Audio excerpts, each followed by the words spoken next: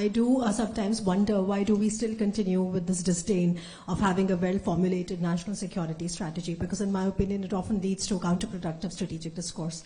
Every country has its own way of communication, its own way of policy formulation.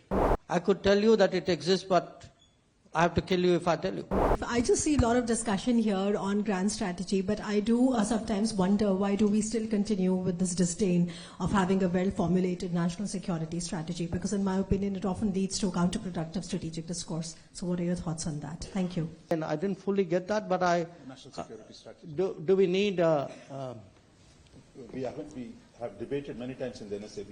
Yes. No, if you ask me, should we have a national security strategy? The answer is yes. In a way, I would even say that there is one. But again, look, every country has its own way of communication, its own way of policy formulation. Because somebody else puts out a document every 3 years or 4 years and says, that is my national security, it is not necessary I follow that model. I could have it, I could tell you that it exists, but I have to kill you if I tell you. So the point is, look, different countries deal with this differently. But there is definitely a very, I would say, if you just look at the fact that we had an NSA institution, come up just about 30 years ago. Okay.